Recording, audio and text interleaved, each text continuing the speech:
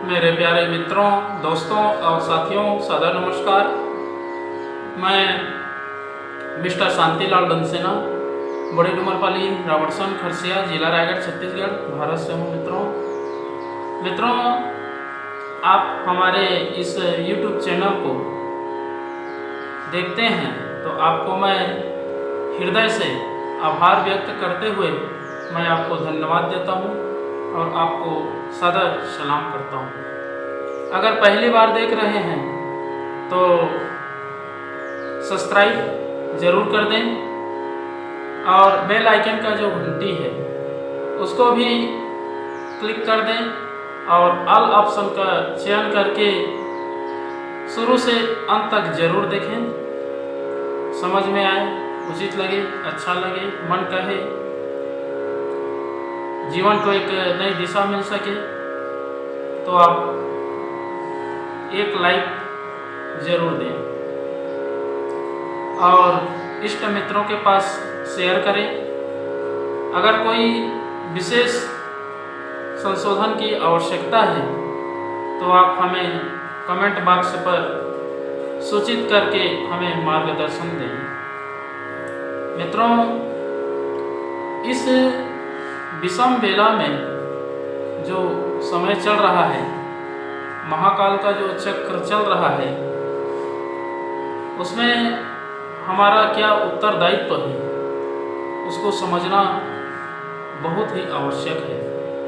अगर हम अपने उत्तरदायित्व को समझ जाते हैं और उसके अनुसार हमारी जीवनचर्या, दिनचर्या व्यवस्थित होती है, तभी ईश्वर का वरदान को प्राप्त करके अपने जीवन को साकार रूप दे सकते हैं। तो मित्रों, इस ईश्वर ने जो प्रदत्त बुद्धिमत्ता दी है, वरदान दिया है, विवेक दिया है, इसका उपयोग केवल भौतिक सुविधाओं को इकट्ठा करने के लिए नहीं दिया है। यह उचित है भी नहीं, क्योंकि ईश्वर का वरदान, अनुदान सत् प्रयोजन, सत् कार्यों के लिए, आत्मोन्नति, आत्मविकास, आत्मगौरव की रक्षा के लिए मिला है। अगर हम इस वरदान का समुचित लाभ उठाएं तो देखेंगे व्यक्ति के मानस पटल में एक अद्भुत शक्ति उत्पन्न होती है और उसके आधार पर इस जीवन की जो परिक्रमा है उसको पूर्ण किया जा सकता है। मित्रों, ये जो असमंजसता की समय है, प्रकृति, पर्यावरण भी परेशान है, वातावरण भी दूषित है और जो महाकाल का चक्र चल रही है उससे तो कोई बच भी नहीं सकता है। लेकिन उसकी सुरक्षा के लिए जो वरदान दिया है उसका उपयोग करते रहें तो उसके कोप भाजन से बच सकते हैं। तो मित्रों, हर प्रकार के विचारों का संशोधन करने से ही इस स्थिति और अभी का जो दूषित वातावरण है इससे राहत मिल सकता है और शांति भी प्राप्त हो सकती है। तो मित्रों, सब चीज़ों का संशोधन करना अत्यंत आवश्यक है। यदि हम विचारों के साथ में जितने भी अनर्गल कार्य है उससे और दुष्प्रवृत्ति है, दुर्भावना है, दुश्चिंतन है, कुविचार है, सबको मान्यता ना दे करके सत् प्रयोजन के लिए सद्ग्रंथ, सत् साहित्य, सद्विचार, सत्कर्म, श्रेष्ठ चिंतन, मनन, ध्यान, उपासना, साधना, आराधना को महत्व दे करके जितने भी दुष्प्रवृत्ति है उसको उन्मूलन करके सत् प्रवृत्तियों का संवर्धन करना अत्यंत आवश्यक है। तो मित्रों, इस भाग दौड़ भरे जिंदगी में, वातावरण में हमारा जो मुख्य उत्तरदायित्व है उसको अनुभव करना और समझ करके जीवन को एक नई दिशा में प्रेरित करते रहना और श्रेष्ठ मार्ग पर चल के अपना जो परम लक्ष्य है उसको प्राप्त करना अत्यंत आवश्यक है। तो मित्रों, आधार तो बनाना ही होता है। अगर कोई भी सत्प्रयोजन है तो उसका आधार नहीं रहेगा तो उसका रूपरेखा निर्माण करना बड़ा मुश्किल है। तो आइए गायत्री मंत्र का अनुसरण करें। वो हमारे बुद्धि की जननी है, प्राणों को त्राण करने वाली परम गायत्री माता जी।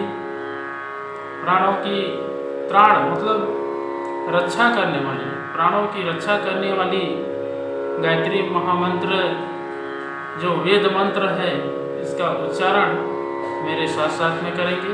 एक बार गायत्री महामंत्र का और एक बार महामृत्युंजय मंत्र का संपुट के साथ में उच्चारण करने का प्रयास करें। ओम भूर्भुवः स्वः तत्सवितुर्वरेण्यं भर्गो देवस्य धीमहि धियो यो नः प्रचोदयात्। उस प्राण स्वरूप, दुखनाशक, सुख स्वरूप, श्रेष्ठ, तेजस्वी, पापनाशक, देव स्वरूप परमात्मा को हम अपनी अंतरात्मा में धारण करें। वह परमात्मा हमारी बुद्धि को सत्मार्ग की ओर प्रेरित करे। ओम हौम जूम स ओम भूर्भुवः स्वः ओम त्र्यंबकं यजामहे सुगंधि पुष्टिवर्धनम् उर्वारुकमिव बन्धनान् मृत्युर्मुच्यमामृतात्। ओम स्वः भुवः भुवः ओम स जूम हौम ओम मृत्युंजय महादेव त्राहि मां शरणागतं जन्म मृत्यु जरा व्याधि पीड़ितं कर्म बंधनाय। ओम असंभवं संभव कर्तुमुद्यतं प्रचंड झंझाविरोध सक्षमं युवस्य निर्माण कृते समुद्यतं परम महाकालमं नमाम्यहम्। ओम अस्तमा सद्गमय तमसोमा ज्योतिर्गमय मृत्युर्मामृतं गमय।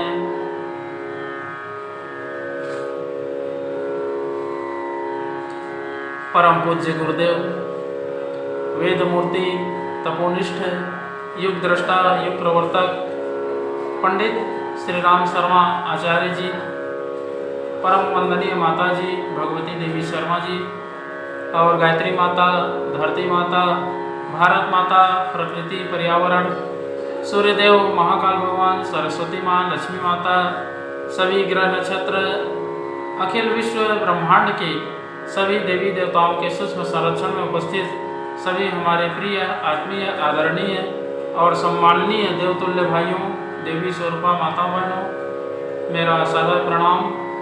ऋषि चिंतन के सानिध्य में से आज का जो एक बहुत ही अनमोल और महत्वपूर्ण सुविचार है आपके पास लेकर के प्रस्तुत कर रहा हूँ। आज का सुविचार है मित्रों, इस विषम बेला में हमारा महान उत्तरदायित्व। बहुत ही अनमोल सुविचार है। इस ईश्वर प्रदत्त महान वरदान का उपयोग भौतिक सुविधाएं कमाने तक ही सीमित रखा जाए, यह उचित नहीं। इनके साथ साथ एक नैतिक उत्तरदायित्व यह भी जुड़ा हुआ है कि एक दूसरे को सन्मार्ग पर चलने की, कुमार्ग पर बढ़ने से रोकने की जिम्मेदारी उठाएं। मित्रों, अनाचार का बढ़ना तभी संभव होता है जब दूसरे लोग उसे सहन करते हैं अथवा रोकने में उपेक्षा बरतते हैं।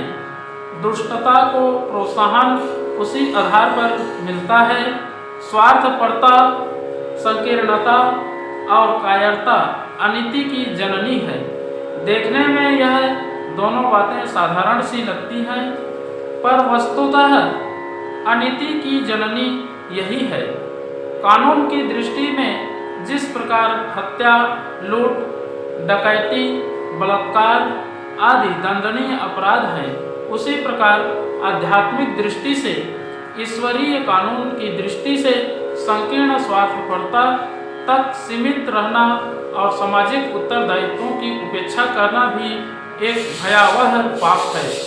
लोगों की इन्हीं दुष्प्रवृत्तियों के कारण व्यक्ति और समाज का पतन होता है और फिर सभी को इसका दुष्परिणाम भोगना पड़ता है। पिछले दिनों यही होता रहा है।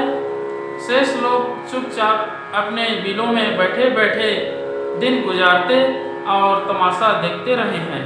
छोटे बड़े प्रतिरोधों द्वारा रोकने के लिए जो प्रयत्न किया जा सकता था वह नहीं हुआ है। बहुत बहुत धन्यवाद मित्रों। अगले बार नए विचारों के साथ में नए वीडियो लेकर के आपके पास फिर प्रस्तुत होंगे। सादर नमस्कार।